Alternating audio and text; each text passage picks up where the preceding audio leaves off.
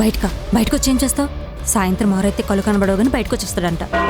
రూమ్లో బోర్ కొడుతుంది, సరదాగా మీతో మాడదామని. మార్నింగ్ అంతా ఏం చేసావు? రేపు ఉదయం మాట్లాడుకుందులే. ఇప్పుడు కానీ నువ్వు బయటికి వెళ్ళావనుకో, నీకు రేచీకి ఉండడం వల్లే మా అమ్మ నాన్న పెళ్లి క్యాన్సిల్ చేశారని మా ఆయనకు తెలిసిపోద్ది. తర్వాత నీ ఇష్టం మరి. నువ్వు అంత హార్ష్గా మాట్లాడనిచ్చా, నాకు ఏడుపు వచ్చేస్తుంది. ఏంటి? ఆకలేస్తుంది, డైనింగ్ టేబుల్ వరకు తీసుకెళ్ళవా? మా ఆయనకు తెలిసిపోద్ది. పర్లేదు, మేనేజ్ చేసుకుంటాను. సరే నీ ఇష్టం మరి. బావా జాగ్రత్తగా మేనేజ్ చేయి. మీ ఇద్దరు మాట్లాడుతూ ఉండండి, నేను వెళ్ళి ఫుడ్ తీసుకొస్తాను. సరే బ్రదరు. ఎక్కడున్నాడు? వెజ్జా నాన్ వెజా? మధ్యాహ్నం అయితే వెజ్ నాన్ వెజ్ తెలుస్తుంది, కానీ రాత్రి అదేం తెలియదు గురు. ఏది పడితే అదే. అర్థం కాలేదే. అంటే ఏదన్నా తినేస్తానని చెప్తున్నాను గురు. మరి అతి చేయకురా, నీ రేచే విషయం బయటకు వచ్చేద్దే. ఏమండి, మీరు మా బావ కొట్టిస్తూ ఉండండి, నేను ఇప్పుడే వస్తాను.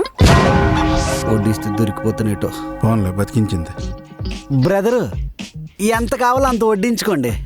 మీ ఇంటికి గెస్ట్కి వచ్చి నేను వడ్డించుకోవడం బ్రదర్, మీరే వడ్డించండి. మన వాళ్ళు ఎక్కడ వద్దు. ఎక్కడుందో ఏంటి రైస్? రైస్ ఎంత కావాలో చెప్పండి. సరేలే, చాలండి.